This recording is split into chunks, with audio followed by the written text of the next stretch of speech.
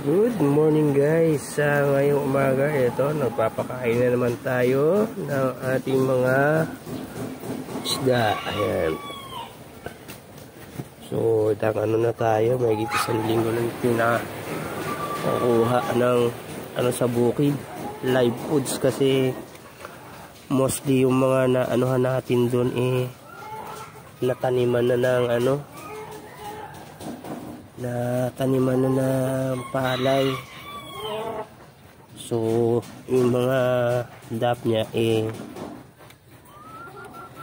wala na dun sa so pagka wawala pagka nataniman na, balik na lang yung pagkatapos na di mag-ani.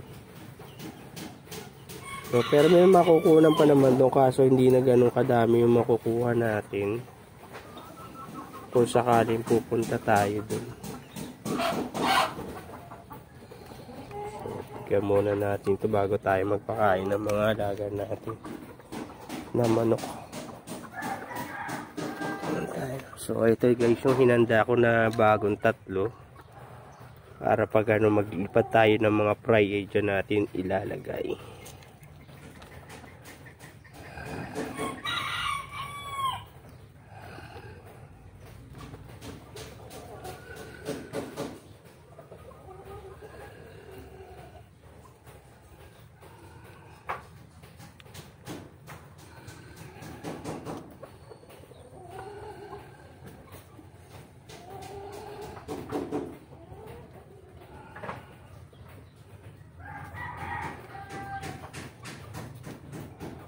So ito marami na rin fry dito, hindi ko na kinukuha, pinabayaan ko na lang dyan. Hindi naman nangangain ng fry yung mga red Santa Claus.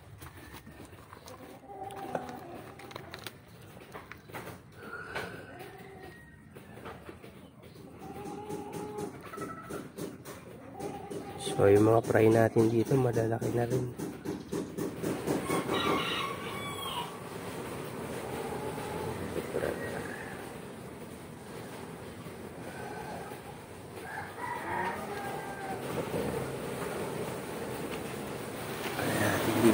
Malalaki na rin yung mga mollies. So may mga marble mollies tayo dyan.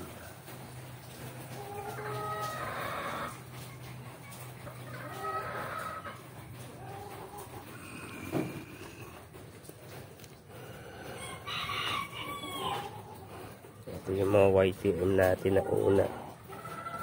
Kaya malalaki na yung iba. So pag pipiliin pa natin yung mas maganda dyan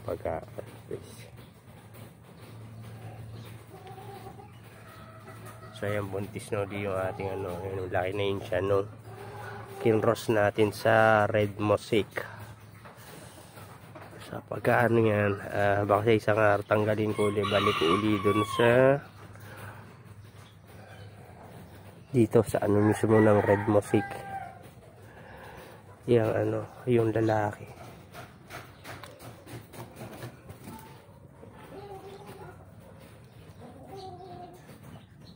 So guys, ayan yung dalawang AFR natin, tapos ayan yung mga kinuha natin doon na fry na maliliit na andito sila.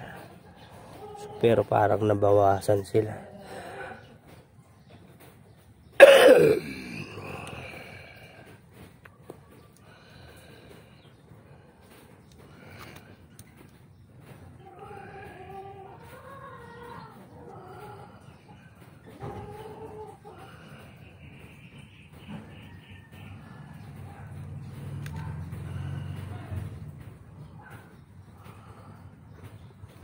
So guys, ayun, parang dalawa yung lumabas bali dun sa mga natin.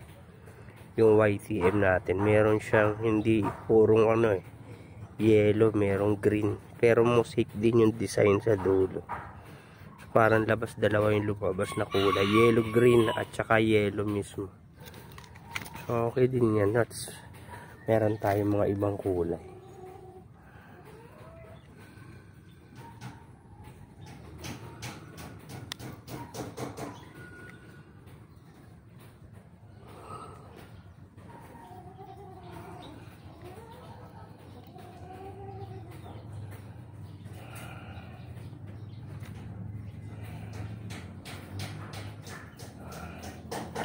So ayan guys, hanggang dito na lang muna. At sana nagustuhan nyo yung pagpapakain natin.